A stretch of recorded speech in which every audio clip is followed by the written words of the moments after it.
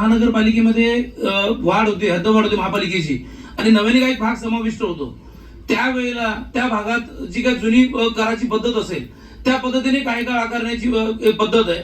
त्यानंतर त्याच्या पुढील वर्षामध्ये 20% वाढ, त्याच्या पुढील याच्यामध्ये 20% वाढ, ह्या पद्धतीने ती वाढ करणं अपेक्षित आहे. परंतु महानगरपालिकेच्या माध्यमातून ज्या पद्धतीने या 27 गावांमध्ये जी कर आकारणी केलेली आहे ती सरसकट केली गेलेली आहे. महानगरपालिकेची जी साधारणपणे कर आकारण्याची जी पद्धत आहे, ज्या वेळेला एखादी मालमत्ता किंवा आस्थापना अस्तित्वात येते त्यावेळेला तिचा तो एक करदर निश्चित केला जातो, रेटेबल व्हॅल्यू पकडला जातो आणि त्याप्रमाणे त्याला ती कर आकारणी केली जाते.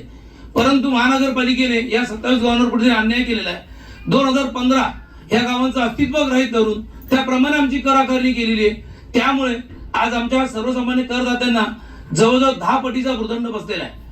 त्यानंतर ही कर आकारणी करत असताना महानगरपालिकेच्या माध्यमातून काही सेवा सुविधा असतात, शिक्षणाचा भाग असेल, रस्त्यांचा विषय असेल, पाण्याचा असेल, उद्यानाचा असेल, ड्रेनेजचा असेल, मलनिसरण जलनिसरणचा विषय असेल, या माध्यमातून सुद्धा अधिभार आकारले जात असतात.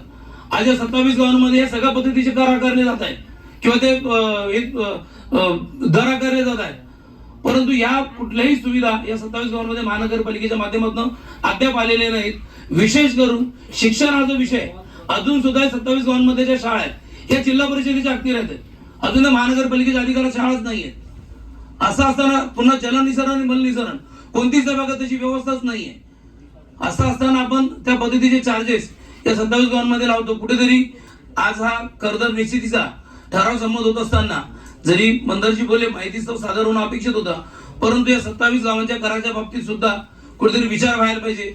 याच्या ठरावाच्या माध्यमातून मला निश्चित मागील आपले त्यावेळेचे महापौर दिवंगत राजेंद्र देवळेकरजी यांचं मला एक भाषण त्यावेळेचं मला एक जाणीवपूर्वक या सभागृहाला आठवण करू देऊ इच्छितो. ज्या वेळेला स्वतः मी त्यावेळेला उपमहापौर म्हणून डायसवर होतो आणि हा कराचा विषय ज्या वेळेला आलेला 27 गावांच्या, त्यावेळेला बऱ्याच वेगवेगळे सगळे संभ्रम होते की प्रशासनाकडे थोडेसे आडेवेळे घेतले जात होते. त्यावेळेला सुद्धा देवळेकर साहेबांनी कडाडून या विषयामध्ये एक हस्तक्षेप केलेला. तो असा होता की ज्या वेळेला गावं बाहेर पडली, या भागात असलेले अतिरिक्त आरक्षण असतील किंवा भागात लागलेला अतिरिक्त कर असेल, या कारणामुळे गावं त्या काळामध्ये बाहेर पडली. परत आपण त्याच चुका करायच्या का कराच्या माध्यमातून.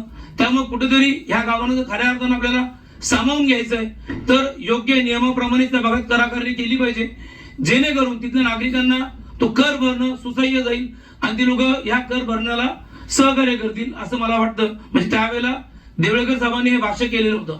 आणि कुठेतरी आता मधला बराच काळ असा गेला की या भागात निवडणुका झाल्या नाहीत आणि मागील पूर्ण 5 वर्षाच्या या कालखंडानंतर पुन्हा सभागृह सुरू झालेला आहे. आणि आज परत या 27 गावातून जे काही लोकनियुक्त सदस्य निवडून आलेले आहेत आणि सगळ्यात पुढे हा खूप महत्वाचा आणि अगदी महत्वाचा असा विषय सगळ्यांसमोर आहे, तो म्हणजे ह्या कराचा. कारण की साधारणपणे मी माझ्या घराचंच उदाहरण तुम्हाला सांगतो.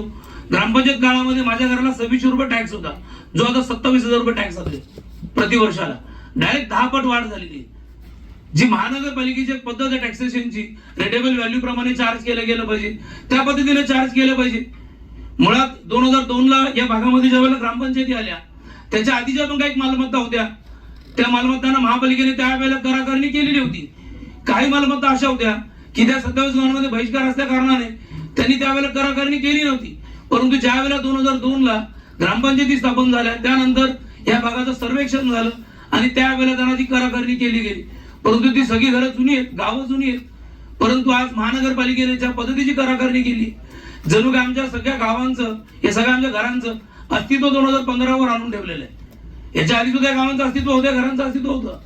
तर ह्या गोष्टीचा कुठेतरी गांभीर्याने विचार करून मी सन्माननीय सभागृहाला विनंती करेन की याच्यात उचित असा निर्णय झाला पाहिजे. धन्यवाद.